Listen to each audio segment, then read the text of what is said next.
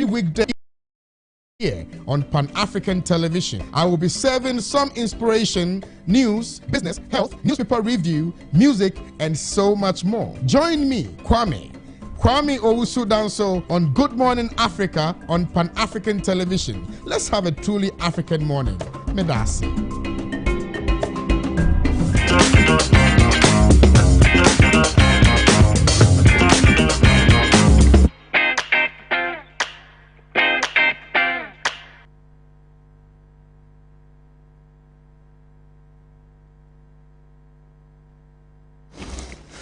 Well, hello and welcome to this edition of Wednesday Palaver. Today we're going to be discussing something which is topical, something which is interesting, and we're going to be discussing something which is also about our history. And we're going to be doing this discussion from the point of view that history is not just about telling stories about the past. History has a way of shaping the present and guiding us into the future. And this discussion about who the founder of Ghana is not just a lame, idle discussion of Nkrumah versus Dankwa and versus Big Six and so on. This discussion, the essence of this discussion, is about who the national heroes of Ghana ought to be and are. It has political dimensions, it has ideological dimensions, and indeed we could also discuss the various positions from the standpoint of logic. So, for example, we are told that no one person can found a republic, no one person can found a nation, and so on. We are told that. Then out of the blue, 2016, President Akufo-Addo is going for elections. He goes to the house of former President Jerry John Rawlings, and he says former President Jerry John Rawlings is the founder of the Fourth Republic. When it comes to Nkrumah, one person cannot found a republic. When it comes to Jerry John Rawlings, one person can found a republic. Now this evening, to help us go through all of this, we have brought to the studio a gentleman who is quite articulate and who has been present in the political space for some time now. We have brought to the studio Bernard Mona, who until recently was the chairperson of the People's National Convention. Of course, he's been many things, he's still many things still. So we brought him to the studio to lead us in a discussion of the topic, rekindling of the founders' debate, a struggle against reaction. Mr. Bernard Mona would have 20 to 25 minutes to make his opening remarks, and thereafter we shall come to the studio audience for questions, comments, and what have you. And then we shall go to the Facebook pages. We shall go to Facebook, we shall go to WhatsApp and other relevant, Facebook applications, and take comments and messages and questions from there. Shall we welcome Mr. Bernard Mona to the podium with a round of applause?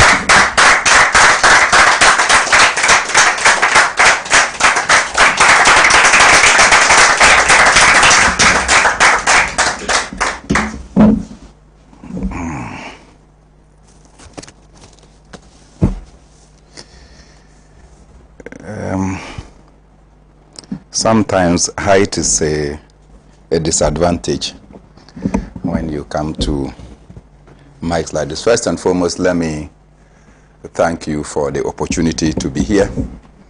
Let me also welcome the audience who are in studio and the many people who are listening either on television directly or on Facebook or other social media platforms.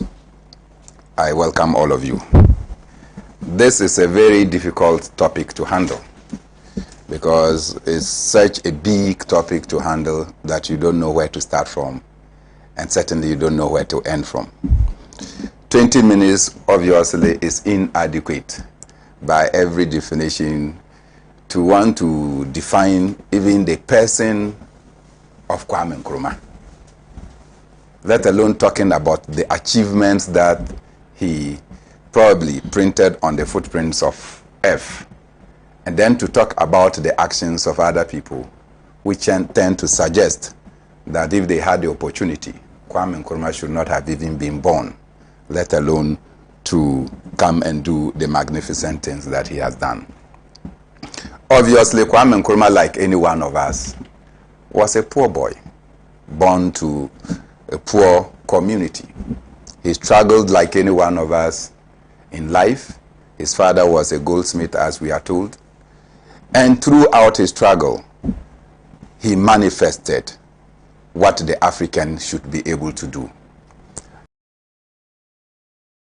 When things were possible, he tried to chart his own path, navigated his way out of the shores of the then Gold Coast, and went all the way to the United States of America. In the United States of America, he came face to face with reality of who we are as a people and the need for African people to emancipate themselves from the yoke of colonialism. That thing that he went to face in the United States of America urged him on to begin to mobilize people of African descent so that Africans will begin to fight to hold their own, as Marcus Garvey has always preached. Kwame Nkrumah then started the Pan-African Congress. He worked with it, and by 1945, he was the main orchestrator of the 5th Pan-African Congress that was held in London.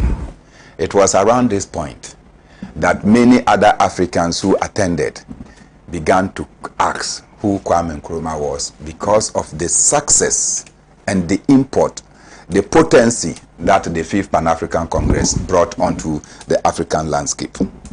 Somehow there was a struggle and agitation in the Gold Coast then, that the colonial administration was cheating the people of the Gold Coast of their wealth and denying them participation in the management of the wealth of this nation. Kwame Nkrumah was sought for. Take note of the word, he was sought for. In looking at the people who were then running the United Gold Coast Convention, they realized that they did not have anybody of metal that could push the revolutionary idea to liberate our nation. So Kwame Nkrumah was sought for. Reluctantly he came, because he was fighting for a bigger liberation of the continent. But upon advice taken from other persons like Du Bois and George Padmon and others, they decided to have a footholding in Africa so that they will be able to make a triumphant breakaway from colonialism. So Kwame Nkrumah came, and by the time he came, the UGCC had only 2 branches. One in Sekondi and one in Accra. And so Sekondi and Accra were the only branches of the UGCC. When he became the Secretary General of the UGCC, in less than 2 years, Kwame Nkrumah had increased the membership or the number of branches from 2 to over 60 branches across the length and breadth of this country. He also expanded the frontiers of the UGCC beyond just the elite in society and the rich in society to encapsulate all the people in this country, the ordinary people, because you can't struggle for your own liberation when the ordinary people are not involved. And therefore Kwame Nkrumah galvanized all these people through his own tactics and ensured that the people of the Gold Coast became part of the struggle. In that struggle, it was not just about the Gold Coast, because the Gold Coast was just limited to a few. We had the Northern Territories that was not seen as part of the colony. We had the current Trans-Togoland Volta that was not seen as part of the colony. And therefore, Kwame Nkrumah had to work out a rapprochement to ensure that the people of now Volta region and part of the Eastern region accepted a referendum to join the then Gold Coast to become Ghana.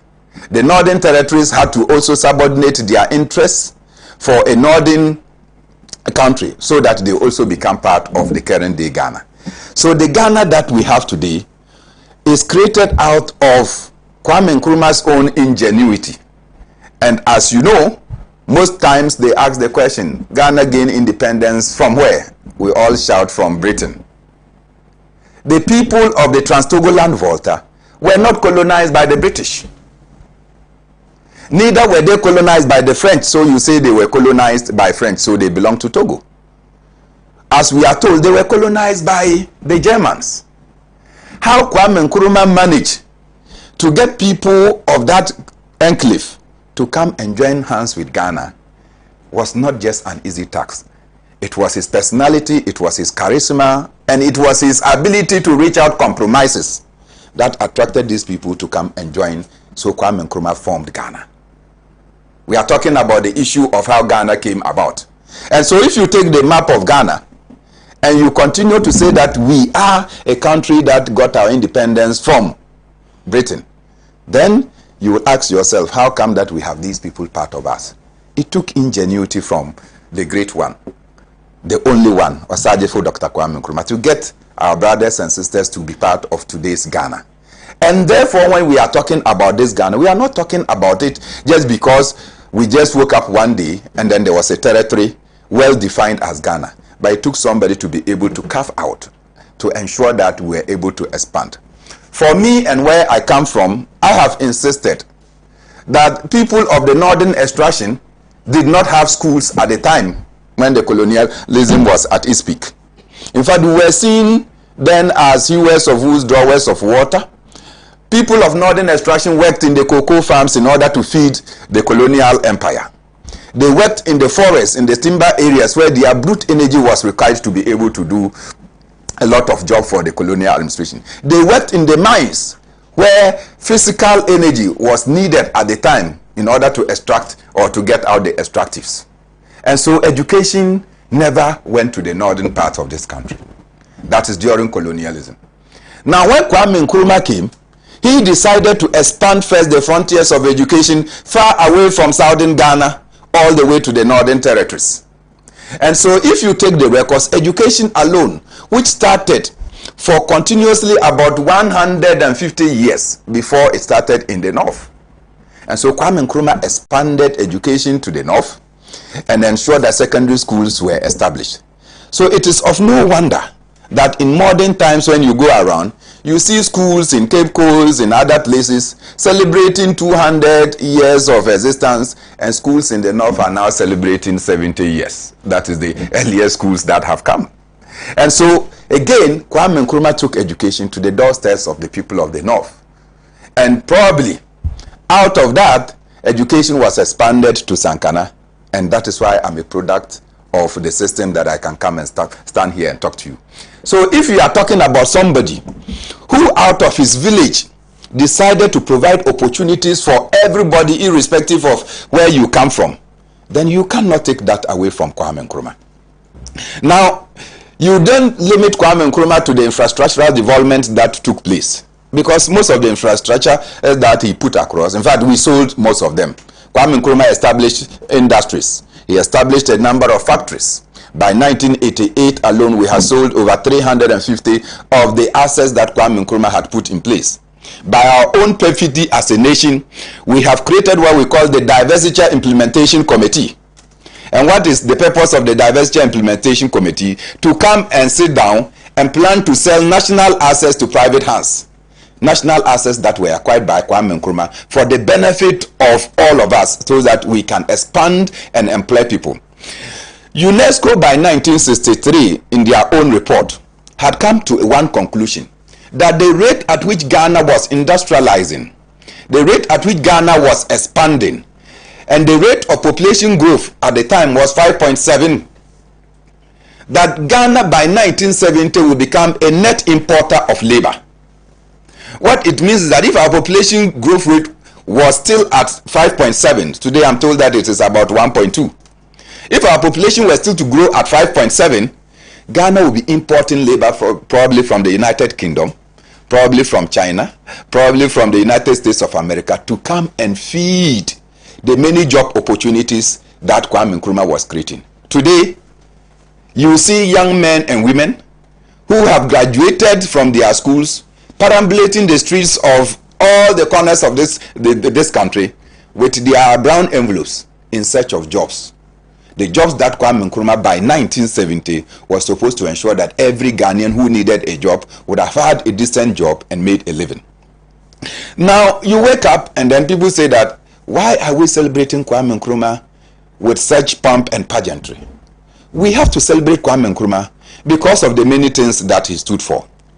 Kwame Nkrumah contributed to the expansion of knowledge for the people of Africa and the marginalized world. Apart from the fact that he was a leader who spoke, Kwame Nkrumah documented his ideas. That even as president, Kwame Nkrumah was still writing. And at the last count, Kwame Nkrumah's own books had reached about 17 titles. Books that Kwame Nkrumah wrote had reached about 17 titles. It was not books that people wrote about Kwame Nkrumah, but the ideas that Kwame Nkrumah captured, which ideas when you take today, you will think that it is a blueprint for the total emancipation of our continent. Kwame Nkrumah wrote Africa Must Unite. He wrote I Speak of Freedom, Voice from Conakry, and many others that he wrote. Each of these books, if you take the knowledge that you get, you begin to ask yourself, was Kwame Nkrumah thinking for his time or for his generation, or he was thinking about generation unborn? Why was Kwame Nkrumah thinking about Africa as unification? He had thought that in our single units, these countries or villages that we have styled as countries are incapable of marshalling their own against the Western world and the Eastern world. And therefore, a united continent will provide all the resources that will ensure that the people of Africa became self-sufficient. One would have had one central command, would have had a central bank with a common currency. And you know what that currency is. What it means is that if you were in Ghana and you needed to cross to Togo, you didn't need to change your currency into CFA. If you were in Togo and you needed to cross to Benin or to Nigeria, you didn't need to change into any other currency. Today, if you have to cross from here, maybe just to Cameroon, you might have to convert your money into dollar, into euro, or into pounds. When you get there, you have to convert your money again into that particular country's local currency before you can begin to spend well.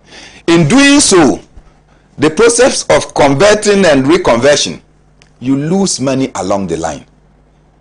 And that is a drain for us. The United States of America, we are told, only uses 30% of the dollars that they circulate into the system. 70% of that dollar is going around the world mobilizing further money for the United States of America through this process of conversion and reconversion. And so therefore, Kwame Nkrumah had thought far ahead. And when Kwame Nkrumah was thinking about Africa having one common currency, having one central bank, having one central command, and what have you, Europe was not thinking in the same line. In 1993, the European Union decided now to meet. And today, out of the meeting in 1993, that is several years after Kwame Nkrumah had died, they then decided that they should collapse their individual country currencies in order that they should have a common European currency called the euro. Germany as an economy is far bigger than Africa combined. Yet Germany acquiesced to the European currency of euro. France, Italy acquiesced. Brussels acquiesced, or Belgium acquiesced. So all these countries came together because there is strength in unity. In our circumstances, we bastardize the ideas of continental unity that Kwame Nkrumah propounded, and today the African people are a pale shadow of their original selves. So we sit down today, the man who came and added the revolutionary push and pushed away the colonialist and restored for us our dignity as black people, and went further to say that the independence of Ghana was meaningless unless it is linked up with the total liberation of the African continent. He went further to support the liberation of other countries within the continent, so that from that liberation we will then be able to get our common continent that we want. Kwame Nkrumah single-handedly led this push, because all others that he came to meet, who probably went looking for him and brought him down, they all decided to distance themselves from the struggle when things became tough. When the bullet was shown to them and they saw the barrel of the gun, they decided to run and said that they are no more part of the system because they thought that it was just going to be a day where we were going to have ice cream. They didn't know that it was a day where stones will have to be eaten. And so Kwame Nkrumah stood, fought with the people as far back as 1948 when there was the riot. Kwame Nkrumah stood with the rioters. The other persons that later the media captioned, take note, the media captioned as the Big Six, all went on a committee and decided that no, they were not part of it, and that it is radical Kwame Nkrumah who incited the people to cause mayhem for the colonial administration. So they virtually handed over Kwame Nkrumah for the colonial administration to treat him the way they should treat somebody who refused to listen to, quote, wise counsel. Kwame Nkrumah's response was that even as he was not well informed of the struggle, if he knew about it, he would have given more ideas that would have made the 28 February 1948 struggle even a better one that it was. He stood with the people of the Gold Coast and struggled for them for their own liberation. Out of that, Ghana got its independence. In getting our independence, it did not take the United Gold Coast Convention to gain for us our independence. The Ghana National Congress did not gain for us our independence. It was the Convention's People's Party, formed on 12 June 1949, that led us to our independence. The leader of the Convention People's Party is Osagyefo Dr. Kwame Nkrumah. So for anyone to get up and say that Kwame Nkrumah did not found the nation Ghana and that other people contributed to the founding of our nation, it sits to think that probably we are not thinking right. The same group of people that are saying that Kwame Nkrumah did not found Ghana are the same people eulogizing people like Mandela. And you remember President Akufo-Addo going to South Africa.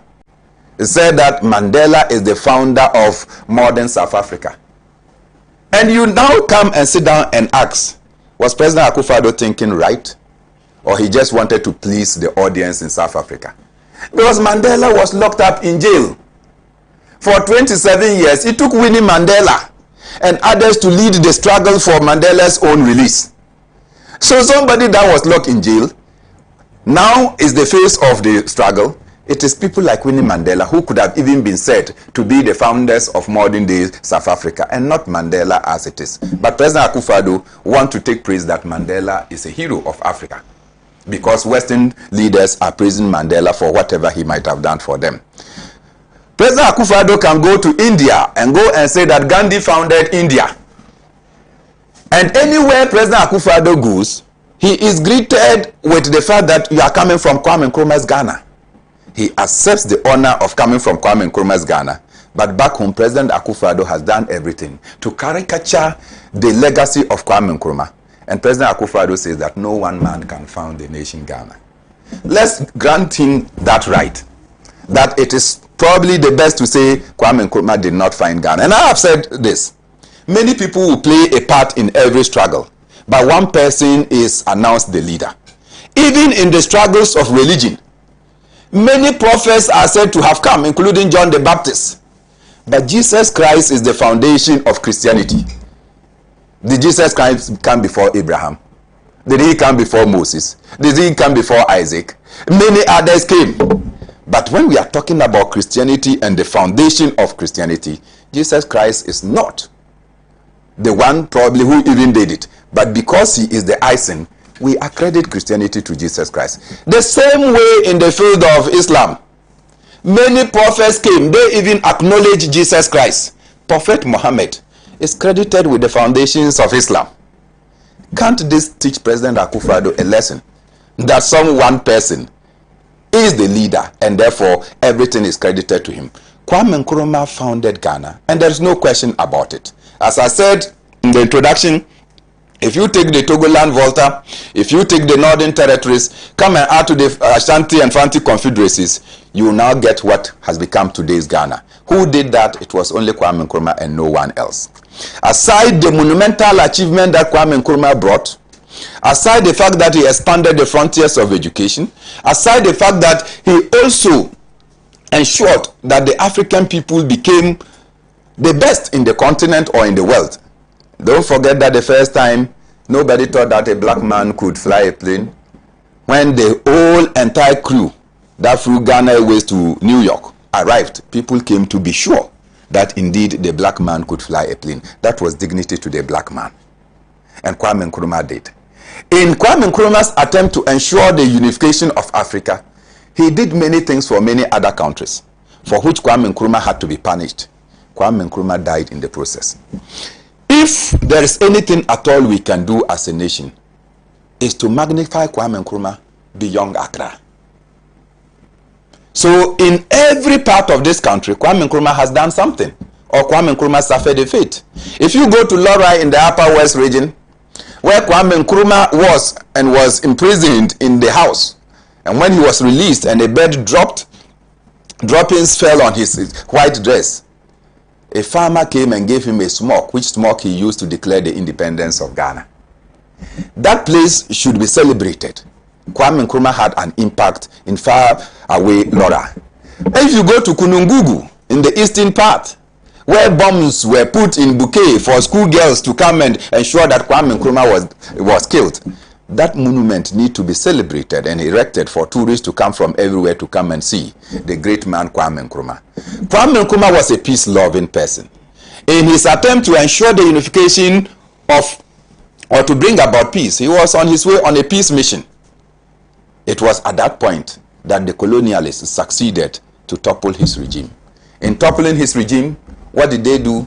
Kwame Nkrumah had sought to expand our nuclear energy.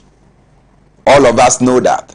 What did they do? They quickly mobilized. The United States of America came and took away the nuclear reactor that Kwame Nkrumah had brought in, and brought us a toy one. Up to today, we are not able to generate nuclear energy in our country. It is now we are signing treaties to see to it that we can construct nuclear energy. That would have served a purpose, that we will not be suffering what we have locally termed as doomsday, because nuclear energy is one of the very cheap sources of energy across this country. Kwame Nkrumah was expanding hydro.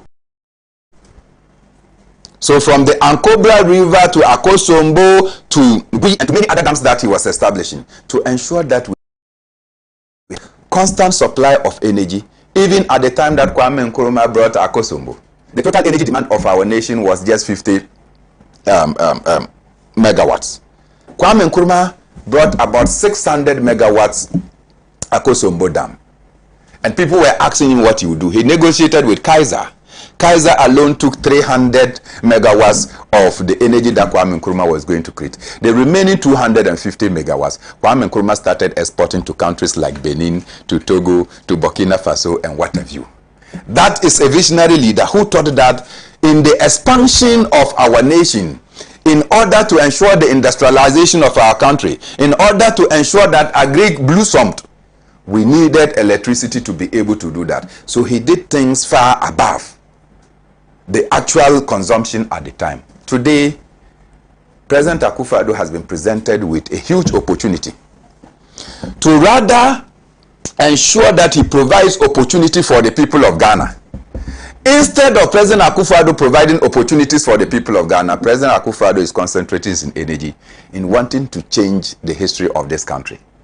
President Akufo-Addo should be told that if there's anything that the people of Ghana want, is to change the nation. Now, look at a few things President Akufo-Addo has done that tends to undermine the contribution of Kwame Nkrumah.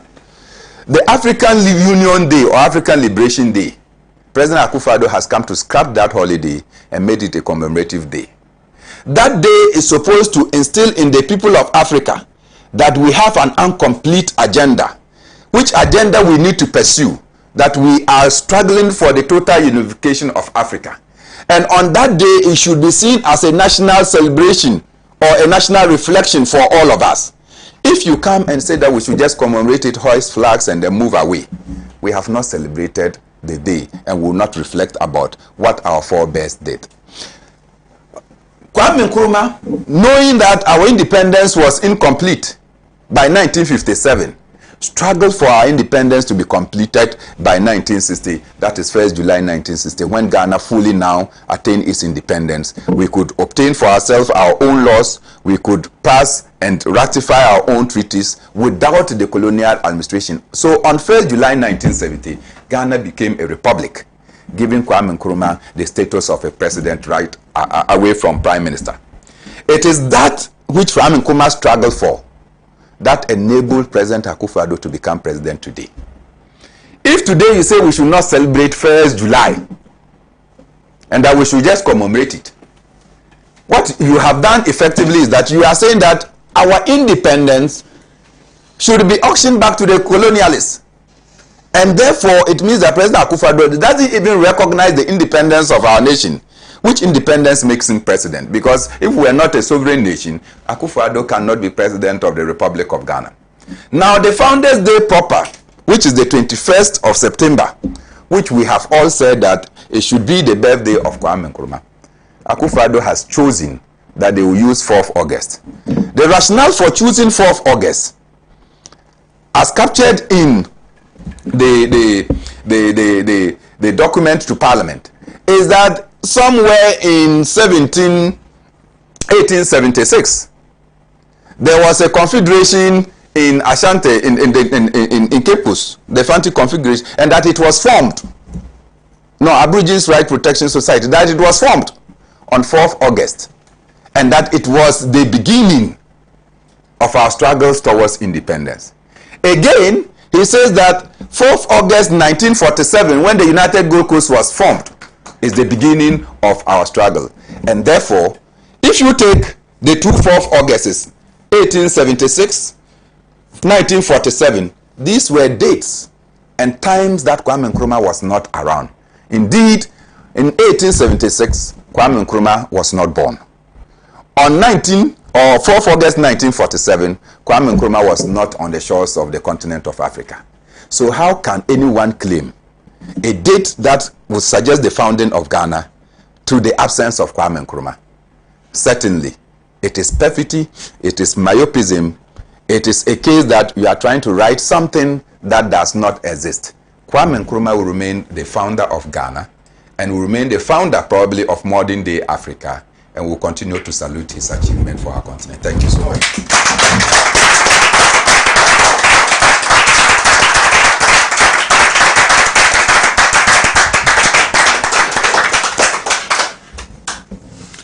That was a presentation by Bernard Mona, our lead discussant for today. Now I'd like to announce that on the 21st of September, the Pan-African Television and the Social of Ghana will celebrate Founders' Day on the premises of Pan-African Television at 5 p.m.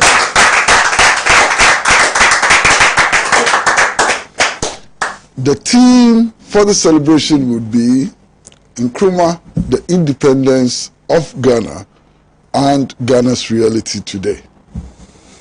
The event will be chaired by Comrade Chirchie Opoku, the convener of the Socialist Forum of Ghana, and the speakers will be Nanaya Jantua from the Convention People's Party,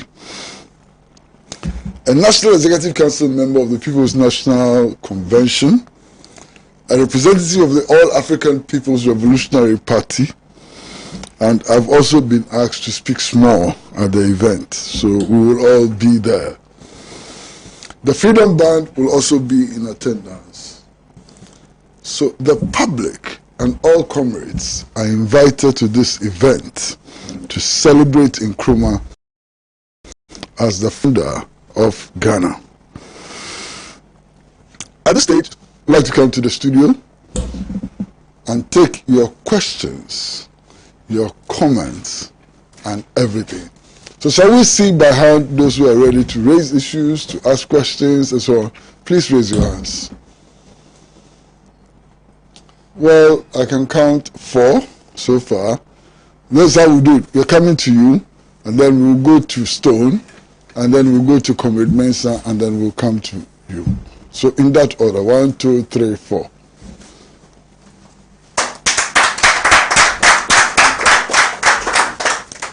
Thank you very much, Comrade. I really appreciate that. I salute you for that. I've heard Kwame Nkrumah and listened to Kwame Nkrumah, but today's Kwame Nkrumah speech you delivered is untouchable. But what I want to say is I've really learnt a lot. I've been palavered. You know, this is Wednesday Palaver. No big people at their homes right now sitting down watching us. I want to say we need high leaders because it's like we are straining. We are in the month of Kwame Nkrumah though. But Kwame Nkrumah, which means we need people, outstanding people that thinks outside the box, that can foresee the future. You understand, to stand up for us. You know, but what I'll say to it, we need 3 Kwesi Pratts. We have one here. People that thinks like him. You understand, to help project this country to a better Ghana. Like the next Kwame Nkrumah is yes. Thank you very much. Let's clap for Comrade again.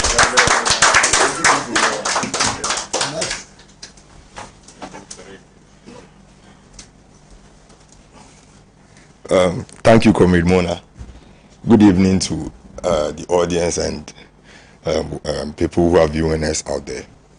What I want to say is that I think it beats logic that someone like Nana Akufo-Addo, President Nana Akufo-Addo, will have the courage to say that Nkrumah is not the founder of Ghana, or no one person can be the founder of Ghana. Because let's take this scenario. Before election 2016, there was this debate about education. The main opposition was for free education in a certain way, and the MPP too was for a free education in a particular way. Now, based on the MPP's promise, or Nana Akufo-Addo's promise, he won the elections. Is he trying to say that even though the 2 opposing parties fought with the same idea, for him to become victorious, he is supposed to share the glory with the President John Mahama or ex-President John Mahama? It doesn't make sense. The kind of argument they are making doesn't make sense at all. There was an opinion or a position that self-government now, and then in the shortest possible time. And then self-government now won. And now you have the impetus to say that even though self-government now won, those who fought, they didn't just speak against it. You know how this kind of reactionary people act, throwing bombs, doing everything to make sure that it doesn't go through. And then it goes through, and then you say that it should share the glory, or the glory should be shared among these people. I think that President Nana Akufo-Addo should rethink it. And I think that Ghanaians should stand up and join us celebrate Nkrumah in the grand style as he deserves. Thank you.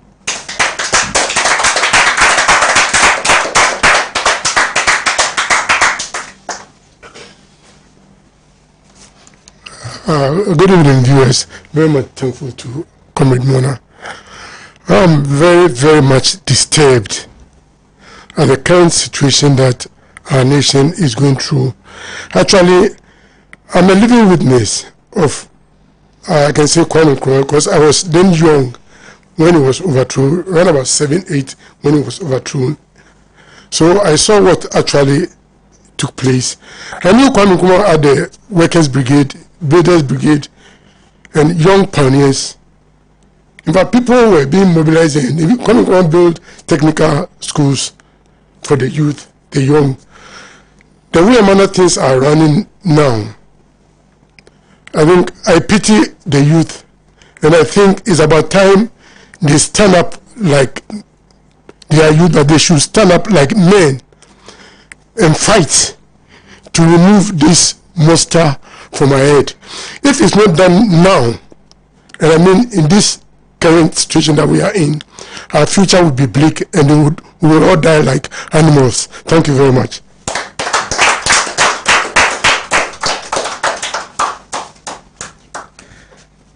Good evening. Thank you, comrade. I just want to ask a question.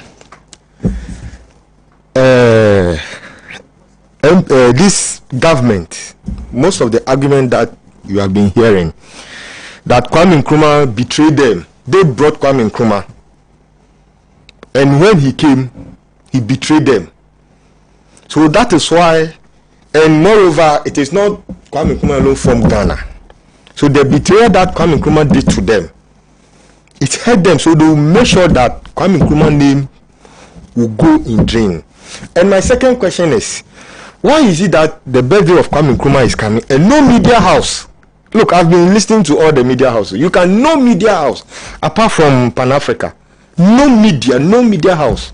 He's talking about even Kwame Nkrumah.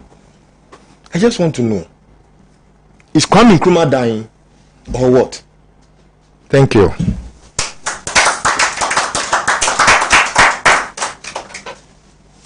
Good evening, comrades. I have a question. I think within this year, former President Kufuor made an unwise utterances about Kwame Nkrumah. He said Kwame Nkrumah was in a haste to develop the country, which the factories were not functioning. But at the end of former President Kufuor's terms in office, he sold one of institution of Kwame Nkrumah, which was PNT, popularly known as Ghana Telecom. So, Comrade Mona, please, I want to know your takes about the utterances of former President Kufuor. Thank you.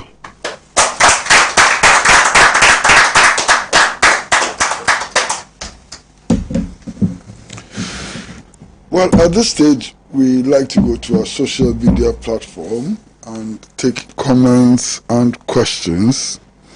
And then thereafter, we shall invite Comrade Bernard Mona to respond to them. Time is fast spent, and we cannot go through all the messages, and we cannot, have enough time to explain everything. This is Leviticus Powers from Kaswa. And Leviticus Powers from Kaswa says, truly, former President John Mahama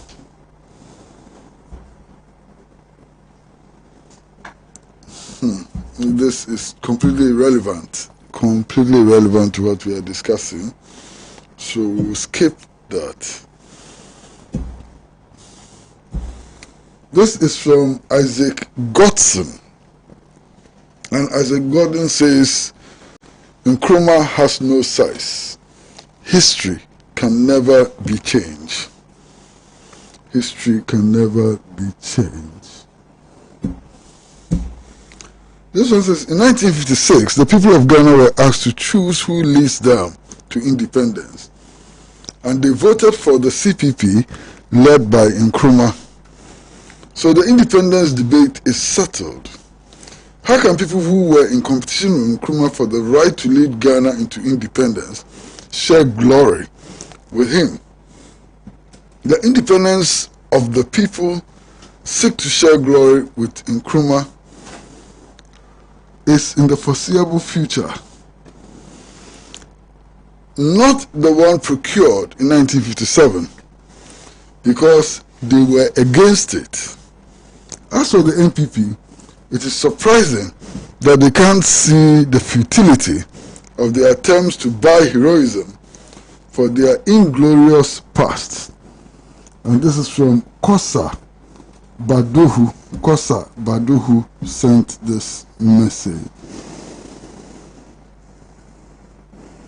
Then there's a thumbs up. This one says, good evening, Pan-African Television. My greetings to Pan-African Television and to my Honorable Bernard Mona. I admire him all the time. He is giving his suggestions on any discussions, and I need his number to learn from him. No name. And then this one says, thank you very much for your great message. No name, no address. This one says, Guy, can we celebrate this year's Founders Day in Nkrofo?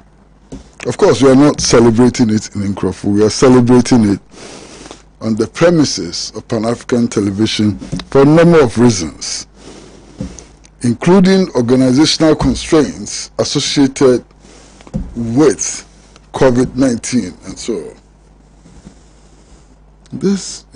There are two long messages here. Very long.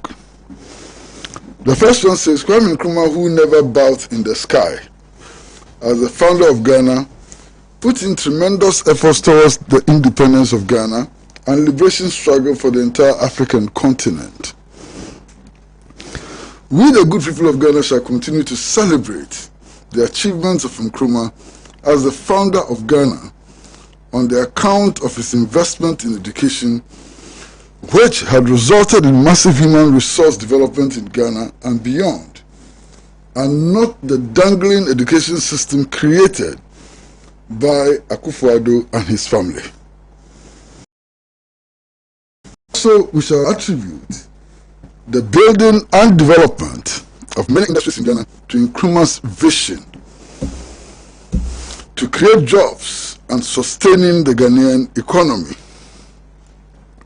History cannot be distorted and rewritten by Nana-Addo, who flies in private jets costing £14,000 per hour, whilst his citizens are jobless and dying out of hunger. The working class must unite and kick out capitalism. Adanute John Paul Pando, Adanute John Paul Pando sent that message.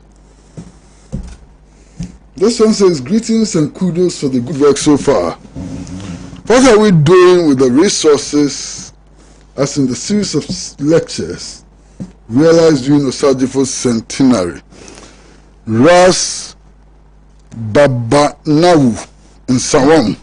Ras Babanawu from Sawam sent that one. Then this is from David Kanele at Ankosia.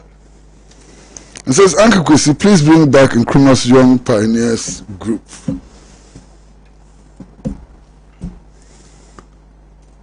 This is from Koshi Badohu. It says, Chiakai, how can you be a founder of what you officially oppose, both in the petition to the Queen and in Parliament on the day of destiny, in favor of the foreseeable one? And there are so many messages, so many of them. This one says, please can I get any pavilion of our great leader, Osagyefo Dr. Kwame Nkrumah, cloth or tops, anything of him to buy? Well, I understand that the Socialist Movement of Ghana is producing T-shirts for this year's Founders' Day. And at the appropriate time, the announcement will be made and you would know where to get them from. Wow. There are so many messages on Facebook. So many of them. There is this one from Kweku Nyaku from Kasua American Town Kinke House. There are lots and lots of messages from John Mahama and Agenda 111. That's not what we are discussing, and I'm not going to read them. This is Charles Thompson. Charles Thompson just simply says that check out the definition of do or die. Please, that's not what we are discussing. This one is from Isaac Ohime, and he says, I'm watching you from Dubai. I'm watching you from Dubai. John Roxon says, good job, Pan-African TV. History will remember you for your good work. And then Deko Bedema, he says, my search in Merriam-Webster for English idiom gave me this. Very determined. Used to describe a situation in which you have to do something or you will fall and so on. I think it's irrelevant. Now, at this stage, we have 10 minutes, just 10 minutes. And I'd like to invite our brother and friend, Bernard Mona, to give us his concluding remarks in a maximum of 7 minutes. Bernard.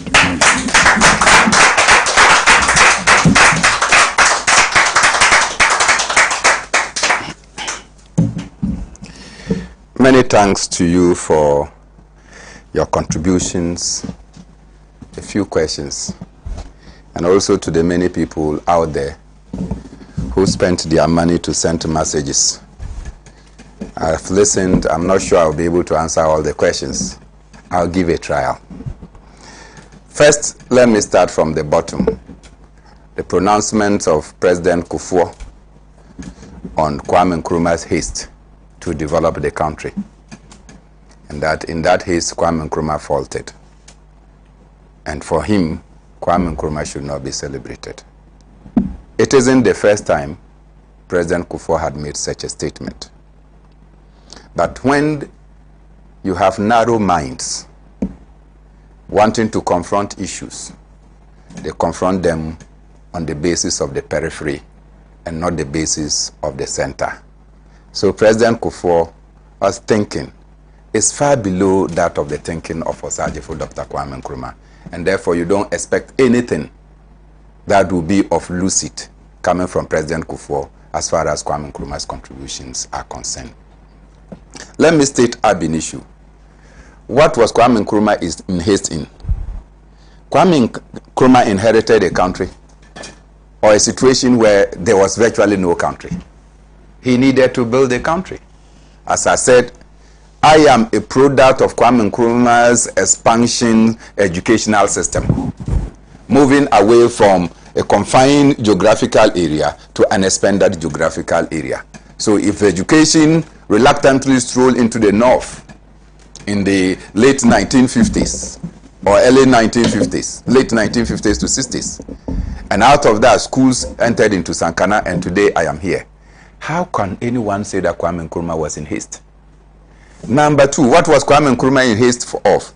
He was in haste for the utilization of the natural wealth of this country, that far remote from the determination of the colonial administration that they only had a triangular system, movement from Kumasi to Takoradi and to Accra.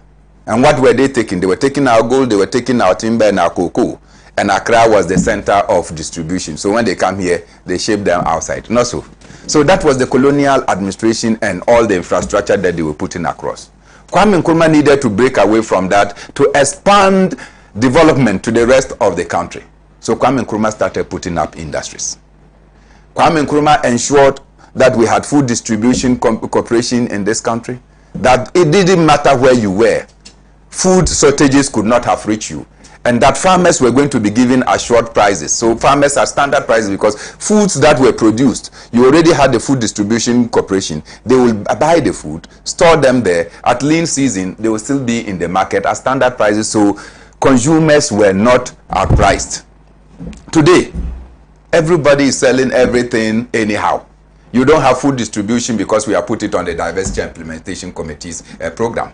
And therefore, you don't have a buffer system. Kwame Nkrumah thought. Kufuor is not thinking. Kwame Nkrumah put up industries. And when Kwame Nkrumah finished the industries, as he was building the industries, he knew that these industries could not have performed without electricity.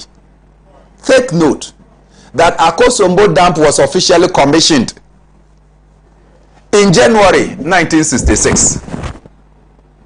Within January 1966, February 1966, Kwame Nkrumah was overthrown. So all the industries, just a month interval, all the industries that Kwame Nkrumah built up, they were now at the incipient stage. They were now about developing. They were now about being tested.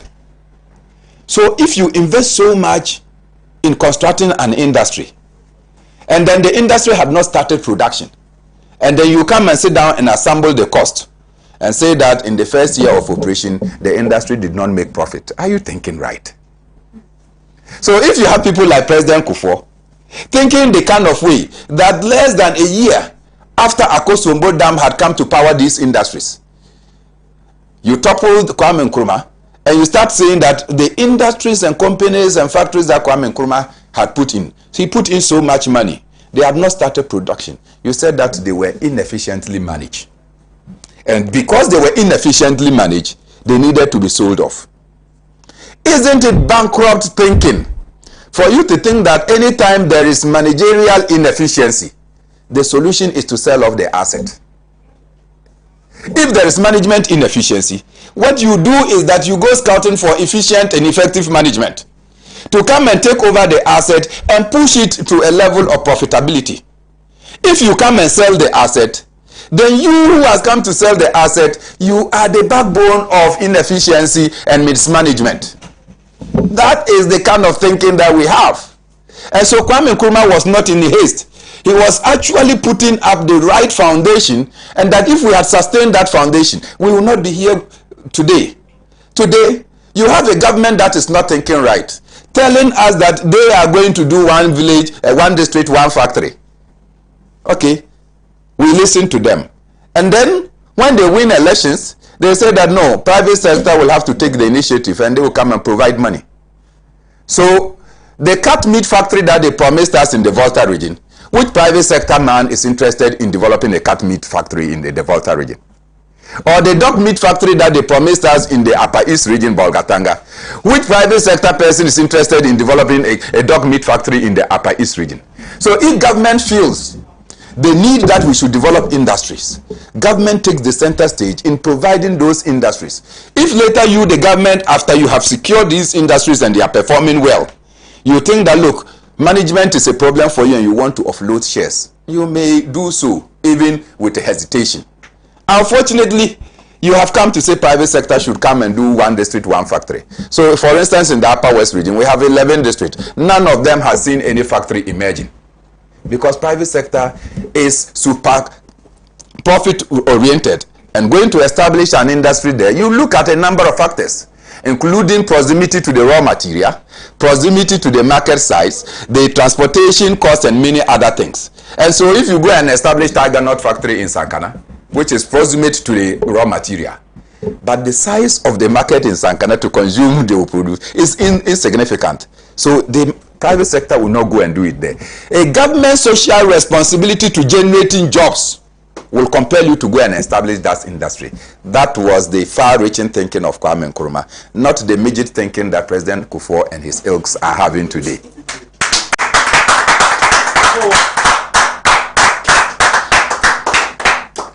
Now, you wake up, and many people are telling you that we are not doing this, we are not doing this. Indeed, my brother, we need the many more Kwesi Pratts in the system, and I agree with you on that. Because there are a few people who will use their heads and their heart and not their stomachs. Many people, when they get up and they are confronted with what we feel our belly and what we say, they rather prefer to go and sort their belly first and not their brains and their hearts. It will take only the likes of Kwesi Pratt who will sacrifice their bellies for the general good of the people of this country. And so probably Kwesi Pratt should mentor many other people to know that there is a better service to nation than what we can get. His own contemporaries, and probably, sorry to say this, when he was in the struggle with them, and later they won elections in the year 2000, they accused him of taking $25,000. It took a lot of struggle for later for them to drop the charges, but he still called some of them his friends, by the way. Those who accused him, okay, and wanting to bring down his image and his integrity to the struggle, they went for the food. He still went for the truth to struggle for the people of Ghana in order to ensure that we continue to struggle for our liberation. It is not easy to struggle. And I just want to say that in this struggle, Kwame Nkrumah's name can never suffer a little mutilation. The more they attempt to caricature Kwame Nkrumah's name, the bigger Kwame Nkrumah becomes in the eyes of many people. And that is why my little boy will say that he heard that Kwame Nkrumah did not achieve independence for us. But he know that the Convention People's Party achieved independence for us. So if the CPP of 1949 achieved independence for us, and Akufo-Addo come and say Kwame Nkrumah did not found Ghana, those kids are laughing at the kind of intelligence that confronted Akufo-Addo. Thank you so much.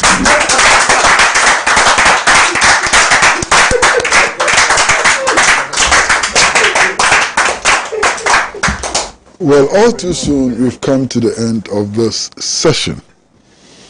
And I'd like to draw attention to the fact that this is part of a three-part discussion leading up to 21st September, the celebration of Founders Day. Last week, we were privileged to have in the studio Dr. Benjamin Kumbo to lead us in this discussion. And this week, we've been particularly privileged to have Bernard Mona lead us in this discussion. The discussions will continue next week, and I do hope that the studio audience, those of you at home, those of you on various social media platforms, will continue to participate in this vigorous discussion, which is clearly intended to place Nkrumah where he belongs in our history. I'd like to thank all of you at home for accepting us into your halls. And I'd like to thank all of you on social media for participating, and you in the studio for participating. You make this program possible. And I'd like to remind you again that the best of everything is on Pan-African television. Best in sports, best in entertainment, best in news, best in everything. So please, don't change your dial. Keep your dial on Pan-African television until we meet again next week. It's bye-bye from all of us at Pan-African television.